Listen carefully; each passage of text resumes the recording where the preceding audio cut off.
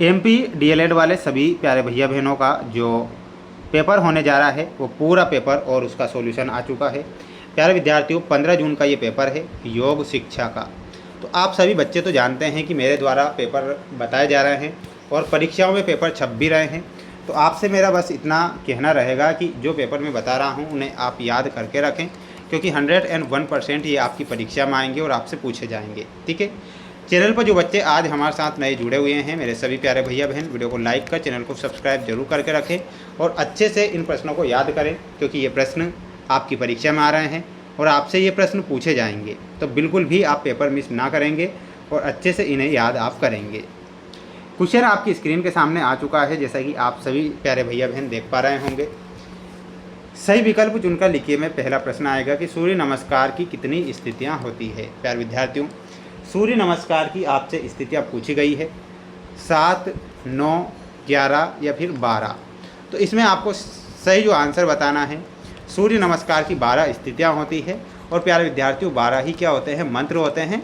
आप मुझे comment box में ज़रूर बताइएगा कि ये 12 मंत्र कौन कौन से हैं। ठीक है, तो ये आप यहाँ पर कमेंट में बताएंगे।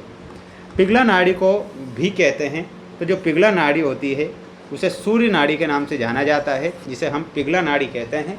इसमें आपको लिखना है सूर्य नाड़ी। अगला क्वेश्चन है, नौली क्रिया कितने प्रकार की होती है। तो प्यारे विद्यार्थियों, एक क्रिया होती है जिसका नाम है नौली क्रिया। तो नौली क्रिया जो होती है, 4 प्रकार की नौली क्रिया होती है। ये आप 4 प्रकार लिखेंगे। स्वामी विवेकानंद का जन्म हुआ था, तो स्वामी विवेकानंद का जन्म 1863 में कब हुआ था? 1863 में स्वामी विवेकानंद का जन्म होता है। इसमें आप लिखिएगा 1863।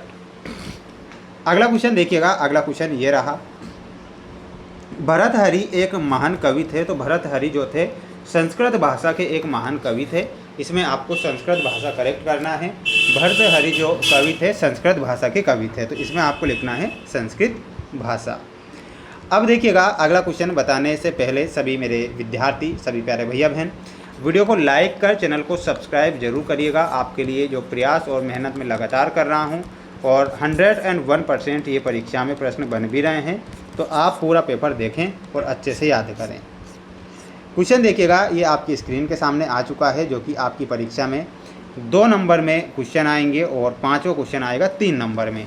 जैसे कि आसन के उद्देश्य में बताऊंगा, शुद्धि क्रियाओं का अर्थ लिखकर उनके प्रकार, नौली क्रिया और गोमुखा आसन एवं सिंहासन के लाभ। तो ध्यान से इनके आंसर आपको समझना है।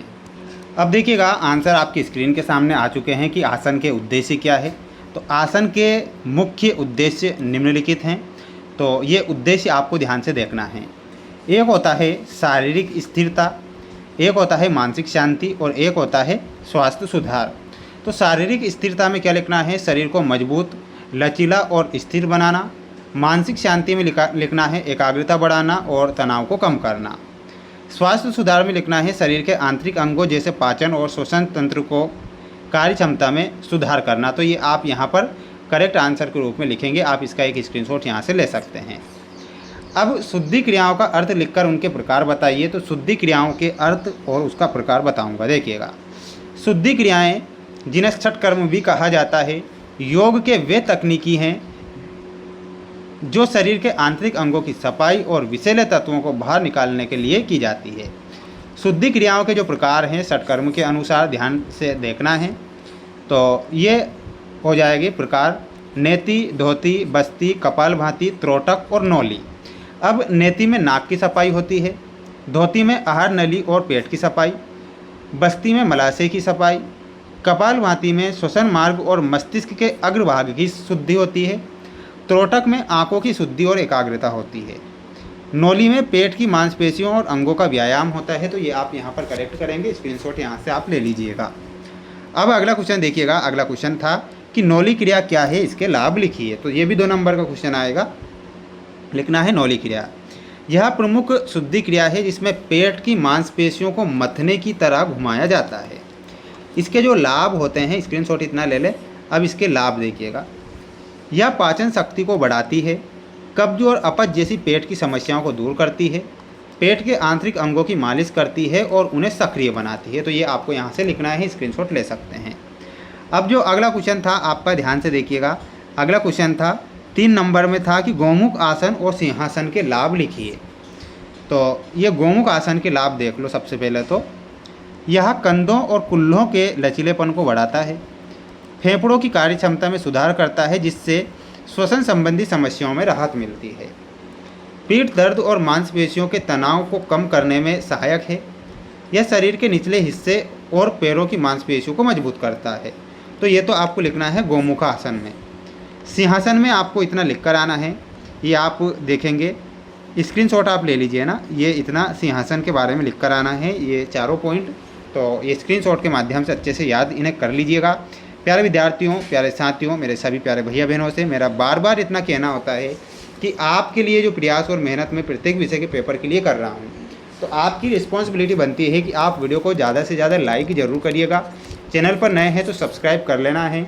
आसन से क्या समझते हैं लाभ, तो इनका आप स्क्रीनशॉट ले लो। सबसे पहले इन प्रश्नों का, इनके आंसर आपको कहाँ पर मिलेंगे? चैट जीपीटी पर। तो चैट जीपीटी से भी आप आंसर निकाल सकते हैं। बिल्कुल, हमें अगर सुविधा दे रखी है तो उस सुविधाओं का यूज़ करें। चैट जीपीटी के माध्यम से इनके आंसर निकाल कर याद करके जाना है, जिन्होंने अगर गाइड कुंजियाँ नहीं खरीदी है तो, ठीक है। और बिल्कुल चैनल को सब्सक्राइब जरूर करना है। बने रहें हमारे साथ, मिलते हैं नेक्स्ट वीडियो में।